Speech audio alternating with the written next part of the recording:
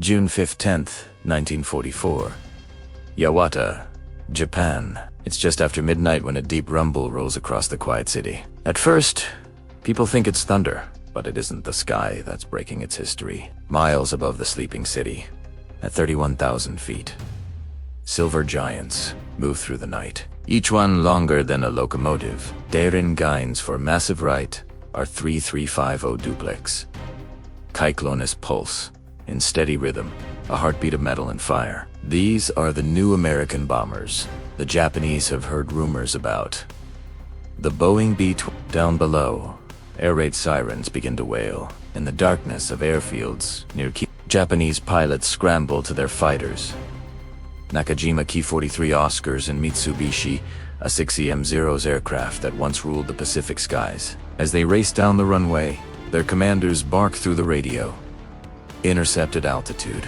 Destroy the intruders.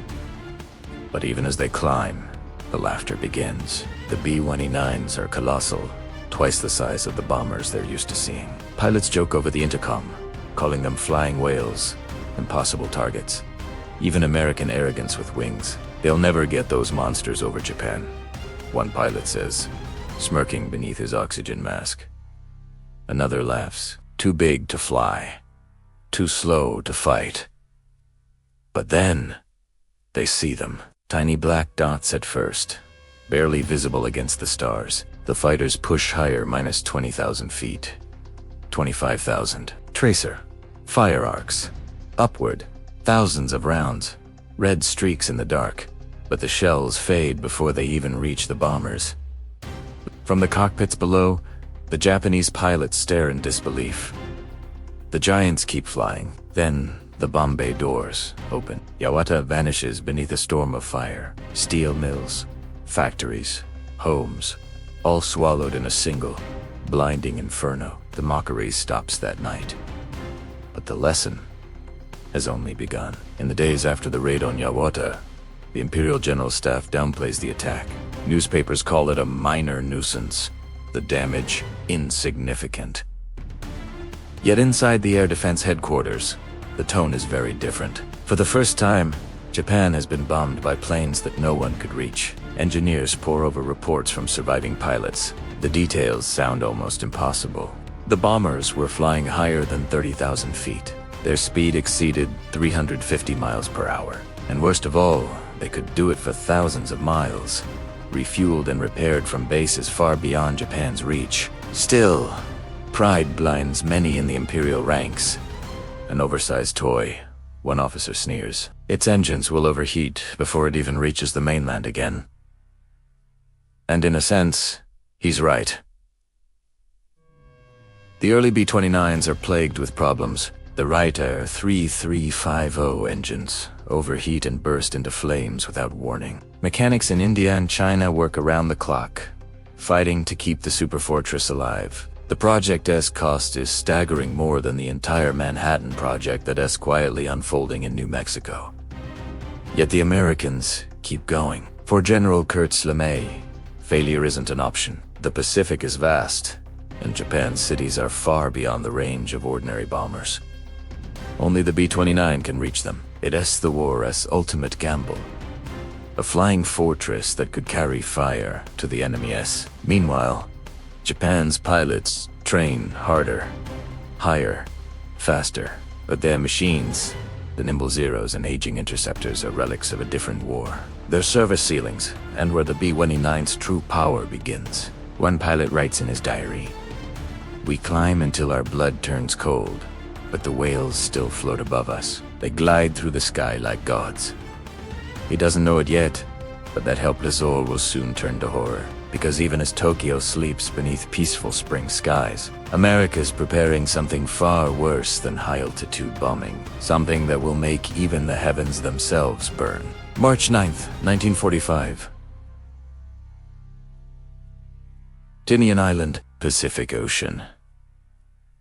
It's just before sunset when hundreds of men gather around their bombers. Mechanics, gunners, navigators, all standing in the orange glow, silent, waiting.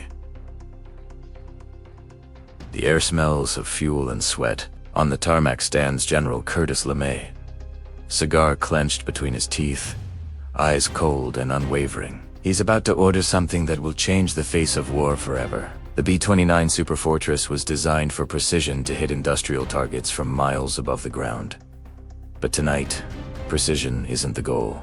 Tonight, LeMay wants destruction. His new strategy is radical, even brutal. Strip the B-29s of their guns to carry more bombs, drop from low altitude instead of high, and replace standard explosives with something far more deadly: napalm-filled firebombs. One officer hesitates, almost whispering, "At that altitude, sir, they'll be sitting ducks." LeMay doesn't flinch. So will Tokyo.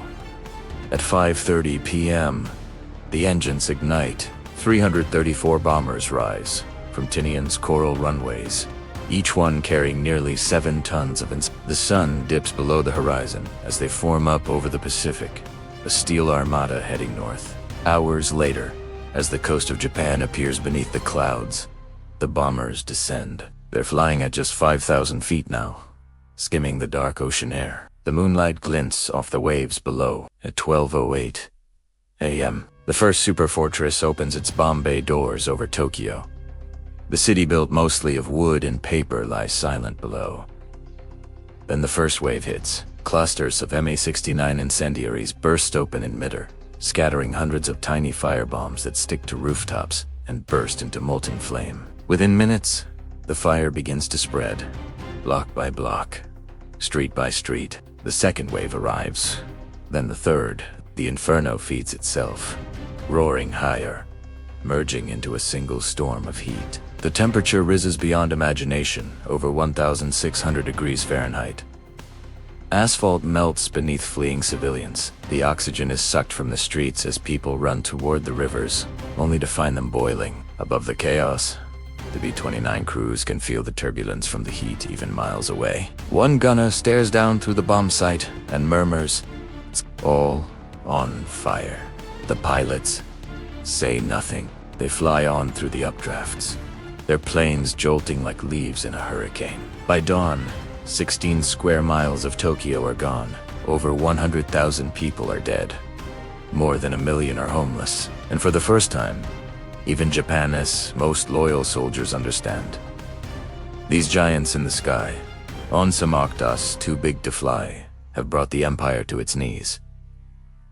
But the fire is only the beginning. Something even more powerful is coming. Something that will make Tokyo's flames look like sparks in the dark. August 6th, 1945. Hiroshima, Japan. It's just after 8:15 a.m. The sun is shining, the air warm and still. School children march to class. Workers sweep the streets. In the clear blue sky above, a single silver plane drifts lazily toward the city. To most, it's nothing unusual, just another B-29. They've become a part of daily life now, symbols of an unstoppable force that Japan can neither fight nor flee. But this one carries no ordinary cargo. Its name is Enola Gay. From its bomb bay hangs a weapon no one on Earth has ever seen, a 5-ton device called Little Boy. Inside the cockpit, Colonel Paul Tibbets steadies the controls. Below him, the city sparkles in morning light. At 8:15 and 17 seconds, he flips a switch. The bomb falls. 43 seconds later, Hiroshima ceases to exist. A blinding flash, a shockwave, silence. Then, a rising column of fire that touches the sky. Those who survive look upward in disbelief. They think the gods have come. Others think the sun has fallen. In truth, humanity has entered an age where the sky itself has become the enemy. That afternoon, the message reaches Tokyo. Imperial officers gather in stunned silence. The city's gone obliterated by a single aircraft. No massive formation, no 1,000-plane raid. Just one B-29. One bomb. General Anami, the war minister, whispers. So this is how it ends. 2 days later, Nagasaki burns beneath another mushroom cloud. And then, the voice of Emperor Hirohito fills the airwaves. breaking centuries of tradition to speak directly to his people. The enemy has begun to employ a new and most cruel bomb. Should we continue to fight, it would not only result in the ultimate collapse of our nation, but also the obliteration of human civilization. In the silence that follows, Japan's soldiers lower their heads. They remember the laughter, the jokes about the flying whales, the mockery of American arrogance. They realize, with chilling clarity, that the war had been lost long before the fire reached Tokyo. The B-29 had done more than bomb their cities. It had shattered their illusions of superiority, of invincibility, of destiny. On September 2nd, 1945, aboard the USS Missouri, the Empire of Japan surrenders. Outside, a formation of B-29s circles overhead, dozens of them, glinting like silver phantoms against the morning sky. They do not drop bombs.